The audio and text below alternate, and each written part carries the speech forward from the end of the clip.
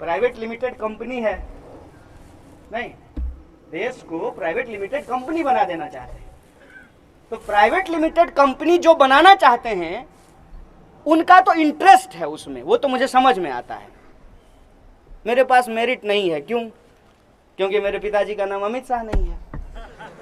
बताइए, अगर आप में से किसी के भी पिताजी का नाम अमित शाह होता तो सोचने की जरूरत थी?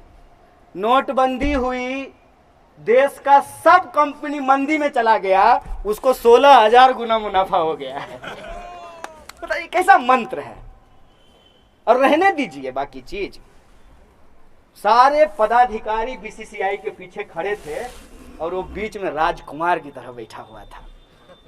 बाप ही पूत पड़ापित घोरा, नहीं कुछ हो तो थोरबो थोरा। मोटा भाई को जो है पोस्टर लगाना चाहिए, पूरी दुनिया में कहीं भी बहुमत नहीं होने पे सरकार बनाने के लिए संपर्क करें।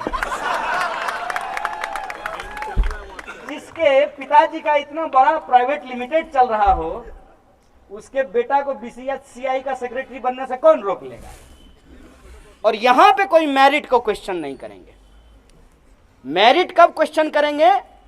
जेएनयू का पोस्टर देख करके उसकी हिंदी की तर्जनी सुधार रहे थे।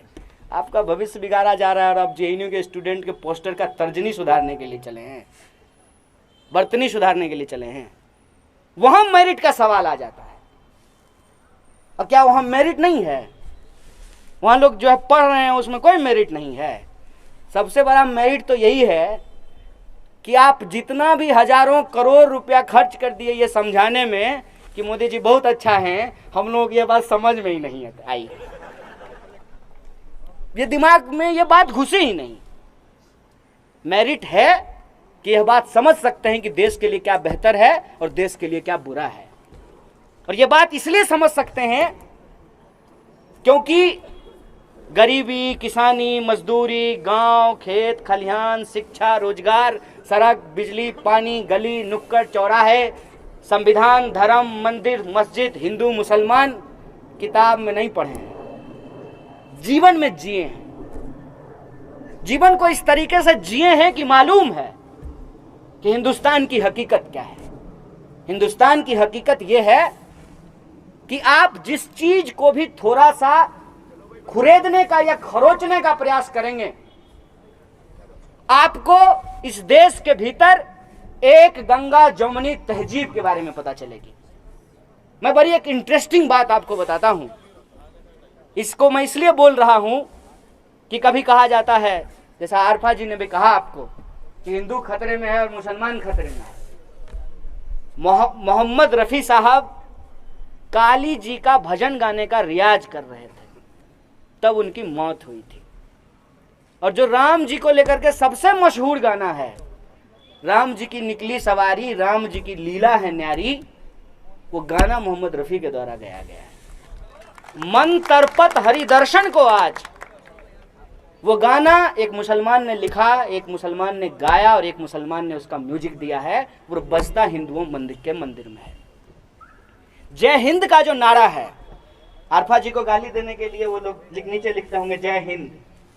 जय हिंद का नारा एक मुसलमान का दिया हुआ नारा है।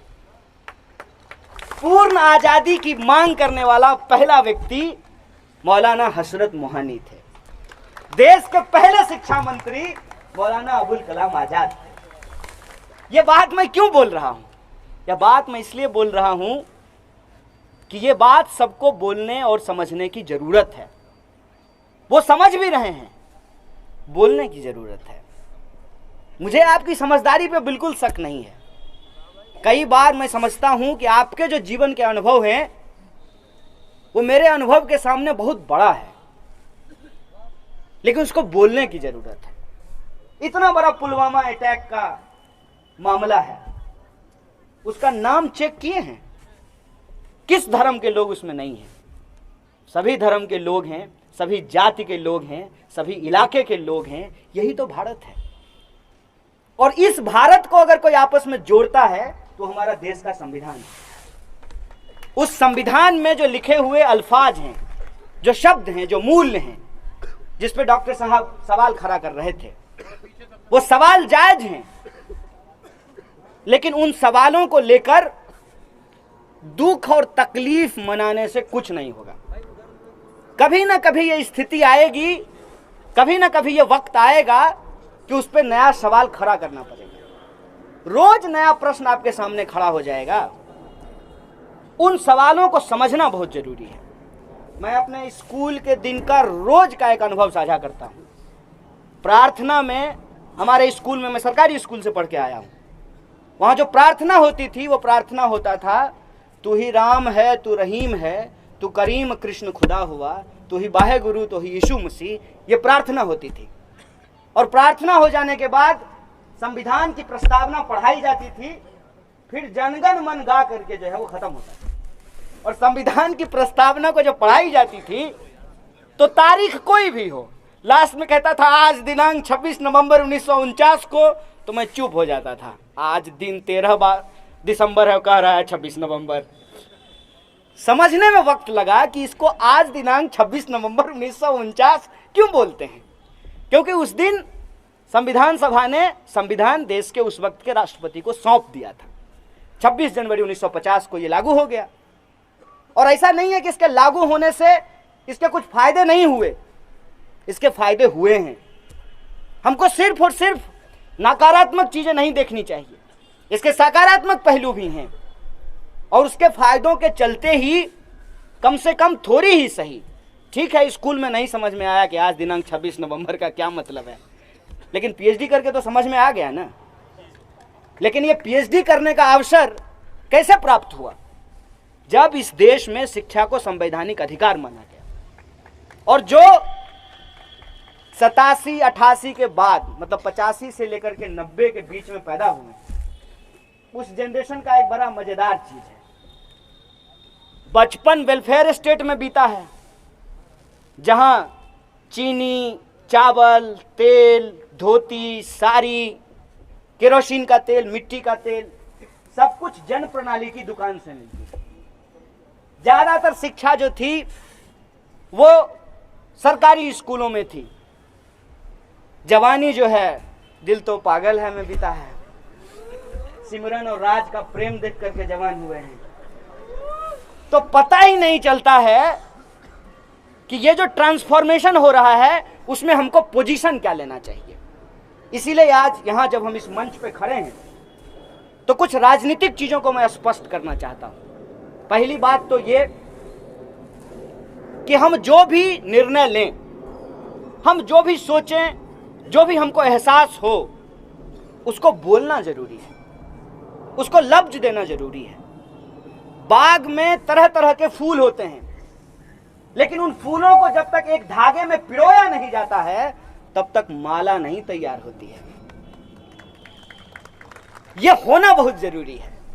और दूसरा कि अलग अलग फूलों को एक धागे में तो आप पिरो सकते हैं, क्योंकि फूल सोचता नहीं है, सिर्फ सुगंध देता है, लेकिन इंसान तो सोचते हैं। उनको एक धागों में हम कैसे पिरोएं? इसी मंच पे हम लोग बैठे हुए हैं, हमारी अपनी अलग अलग राजनीतिक प्रतिबद्धता है। कोई किसी चीज को लाइक करता है, कोई किसी चीज को लाइक करता है, कोई किसी चीज पे एग्री करता है, कोई किसी चीज पे डिसएग्री करता है। तो उसका एक तरीका यह हो सकता है कि हम लोग मिनिमम अंडरस्टैंडिंग में मैक्सिमम यूनिटी बनाने का प्रयास करें। और मिनिमम अंडरस्टैंडिंग क्या हो सकती है? मिनिमम अंडरस्टैंडिंग वही हो सकती है जिसको आज हम सेलिब्रेट कर रहे हैं। वो हमारा संविधान है, वो हमारा कॉन्स्टिट्यूशन है, उसका प्रेम्बल है, उसमें लिखे हुए शब्द हैं। जिस मिनिमम अंडरस्टैंडिंग पे मैक्सिमम यूनिटी बनाई जा सकती है। लेकिन यूनिटी तो बाकी साल ठीक है, हम तुम्हारे प्रोग्राम में आ जाएं, तुम हमारे प्रोग्राम में आ जाओ, तुम मेरी बारात में नाचो, मैं तुम्हारी बारात में नाचूं, तब तक तो ठीक है। मसला तो तब खड़ा होता है दूल्हा कौन बनेगा, दुल्हन कौन होगी, प्रश्न तब खड़ा होता है। अभी सब ठीक है,